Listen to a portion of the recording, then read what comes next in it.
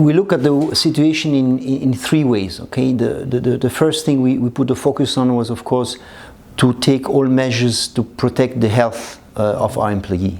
And the second one, we wanted to make sure that us as a company, we contribute to the nationwide effort to stem the pandemic, to make sure that we are not a cause, of spread, that we don't become as a company a hotspot or something like that. Okay, and of course the third one, we also looked at how to protect the business, right? So we looked at those three aspects. We set up committees for each one.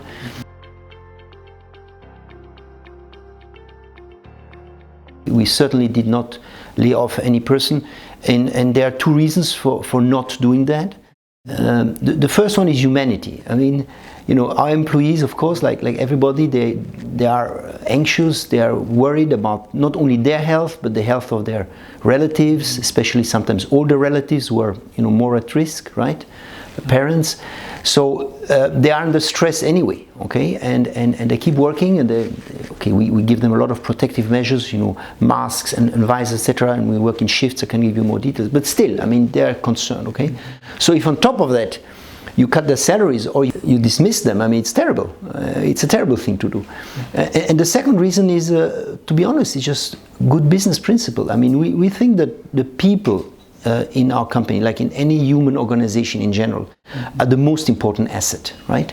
So the most important asset in a company is not necessarily the brands or the search rights for an oil company or real estate, or the biggest asset is always the people.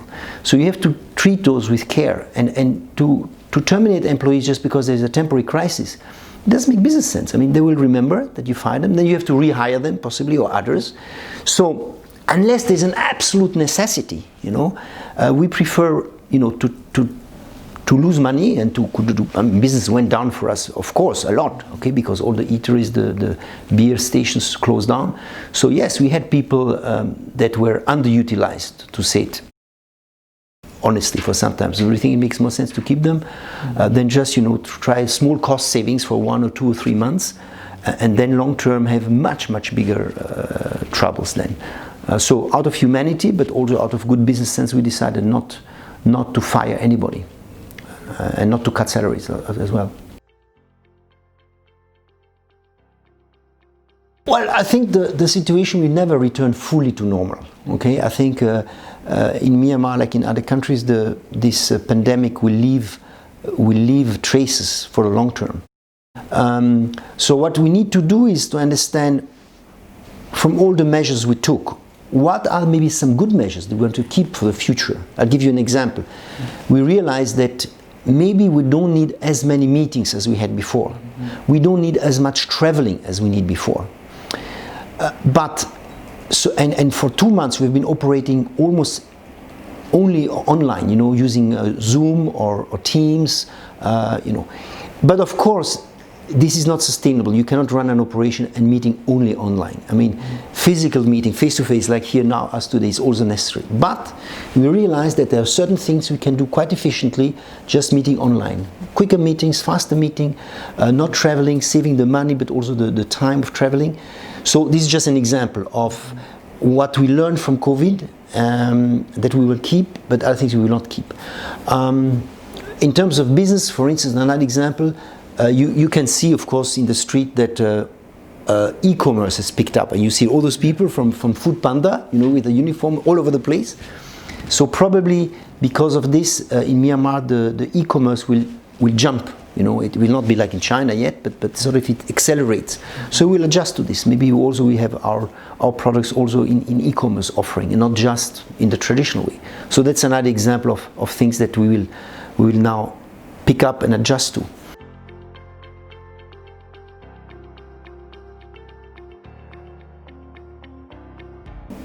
I think the illegal import is a huge problem. Not only for us, the industry, whether it's beer or other companies. Okay, I think there are two more issues with illicit. The one is a health issue. I mean, when you import stuff illegally, you never know where it is produced, whether it's okay from a health point of view.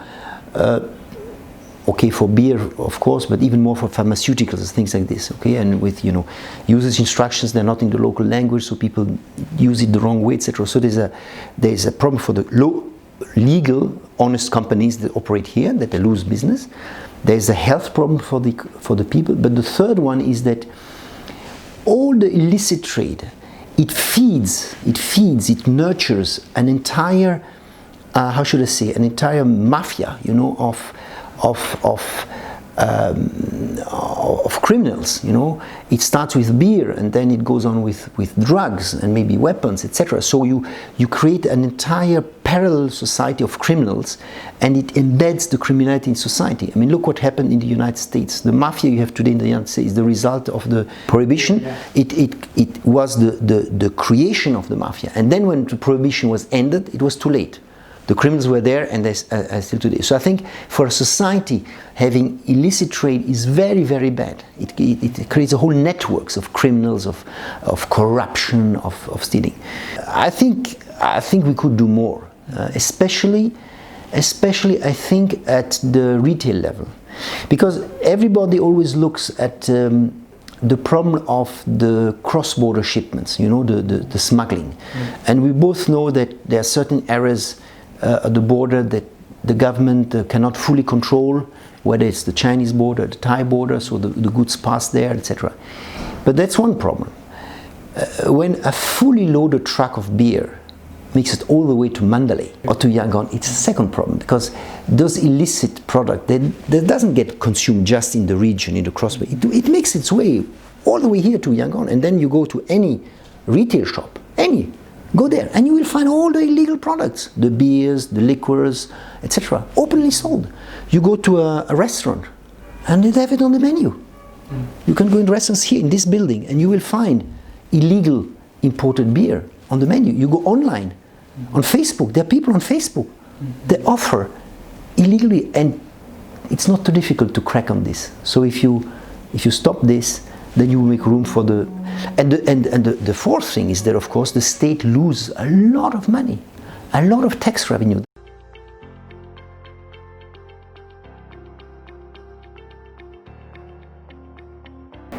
Stay positive, remain positive.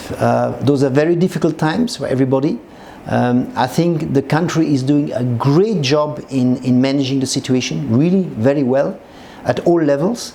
Certainly we at Carlsberg, we try to make a contribution to this, to passing through this difficult time, and hopefully very soon we're going to resume a normal life where you can enjoy a beer in the garden with friends again, and not just alone at home. But you know, this pandemic, this crisis has also taught us some lessons, and I think it's good to remember the lessons. And for me, there are two lessons. The one is be prepared.